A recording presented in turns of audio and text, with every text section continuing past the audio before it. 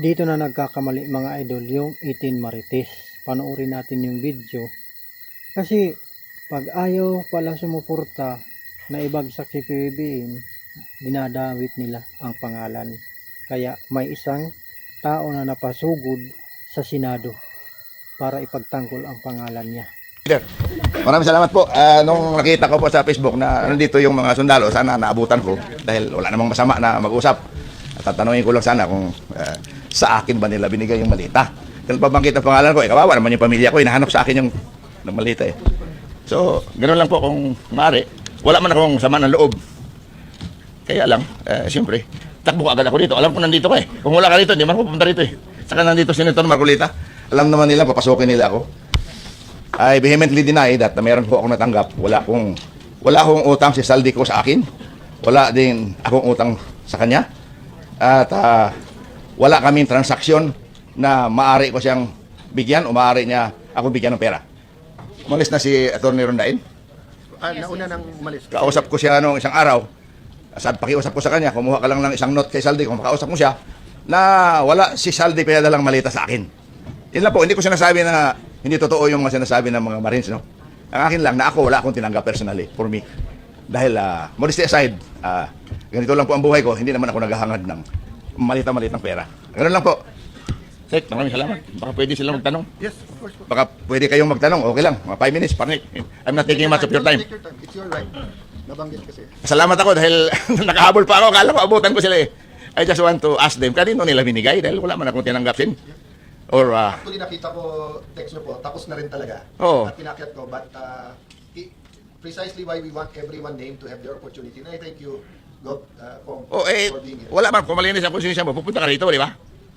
In fact, maraming kongresista na sasama sana. Ang isa doon, nagsabi sa akin na pupunta rin dito, yung Congresswoman Garin ng Iloilo. Pinsan ko pa yan sa Sabiloso. Sabi niya kung pupunta kasama ako. Eh, nakita ko ngayon, meron kayong, hindi ko maalam to eh. Kung alam ko lang ito, nandito ako maaga pa, kinansila ko lahat ang aking mga meeting. Any question? So, any question po? Congressman, since nabanggit niyo po na walang katotohanan. Hindi sa walang katotohanan. Wala ako tinanggap na pera, wala silang dinala sa aking malita. Okay. Hindi po ba sabihin questionable yung mga sinabi kanina ng iba pang mga witness? Hindi ko kasi narinig eh. Nasa kalsada ako kanina. May meeting ako kanina sa, dito sa PIMS, yung motor show, nandun ako. Kami nagbukas eh. Umalis ako doon, mga alas 10, pupunta ako kay RSA sa San Miguel. After San Miguel, may alauna ako sa Manila Golf. On the way to Manila Golf, hindi ko lang maiwasan yung Manila Golf dahil may appointment taga China at saka mga taga PhilInvest Bank na mag-meeting doon. Inintroduce ko lang, takbo agad ako rito. Akala ko maabutan ko pa. I'm sure papasukin ako ni Senate President Cayetano dahil matagal na kami kakilala nito eh. Eh, tatay pa niya, kasama ko na. Ano po kaya ang motibo? Bakit kayo kinalagkat yung pangalan niyo as you were saying hindi po totoo? Mahirap man ako magsabi ng motibo. Ngunit, siguro may kinalaman doon sa pinadala sa akin ni Mike Defensor. Nandito po ba si Mike? Wala na. Nakaalis na. Mga 1:30. Si Mike Defensor nagpadala sa akin ng impeachment ni Pangulo. Ako yung unang, nandito sa cellphone ko, gusto nyo makita. Pagkatapos, pinadala sa akin na kung maaari daw endorso ko. Eh nung hindi ko inendorso, bigla na lang ako nagkapangalan dito. O, hindi ko sinasabi na, yung sinasabi na ano, mabuhay ka, Congressman Jose Alvarez po. Si Margaret ito, hindi ko kilala kung sino itong Margaret nagpadala sa akin.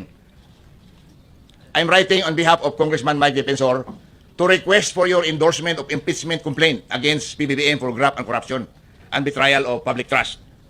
Your principled stance, binula pa ako, your principled stance on accountability makes you an ideal endorser.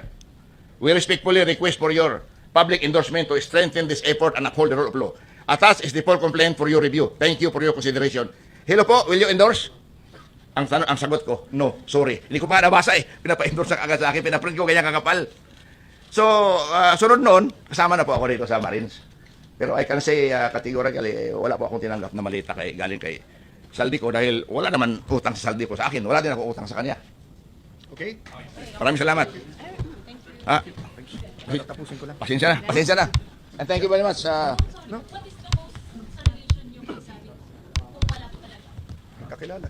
Si Saldico, congressman, kasama ko sa House. Vice Chair ako ng appropriation since 2022 up to 2025. Pero outside the house. Sinasabi nga doon na palagi ako nakikita sa yung anong bahay, Park House. I'm always seen in the park house. Wala ko. Saan ba yung park house na yan? Wala ko alam kung saan yung park house. I do not go to Saldico sa Horizon Homes. I know he has an apartment there. Kaibigan ko sa Saldico, bakit? Wala nga masama eh. Vice chair ako sa appropriation. Ngayon, vice chair pa rin ako sa appropriation eh. So gusto ko na sana, nabutan ko yung mga Marines para at least sa akin ba yung talaga binigay yung pera? We will make sure na in the next hearing, inform lahat. Hindi. But what I wanted Tama mo na ako para what I want to assure yung cabinet at sa, yun nga, Wala na. tao ang mag-judge, pero welcome kayo i-confront. Walang yung parliamentary witnesses. Yes. courtesy. Pupunta ko rito dahil we just want to confront kung ano yung... Hindi man ako delikado, Senator Alan. Kung mayroong tatlong malita, tatanggapin ko, di ba? Basta walang resibo pinapapirmahan. Di ba? Nagbibiro lang si Congressman, but he's here to clear his name, Kawawa naman ako. which is the process. Which is the Diba? process, di ba? Pag nabanggit kami sa House, we are also given the opportunity to answer. Kaya nga, regardless of our topic, pag pumunta dito, we will give them a chance. Maraming salamat sa inyo. Hindi ko akalain na dito Thank you. lahat. Thank you. Next question. 2, 3 questions. Okay, salamat. Patawag lang ako, Senator. Yes, opo. Sir. Salamat, salamat. Sa restaurant. So yun mga idol, napanood nyo na. Diba? Parang, kasi hindi siya pumayag na ganun kay para kay PBBM na ibagsak si PBBM. Dinawit yung pangalan niya. Kaya, ingat palagi. God bless.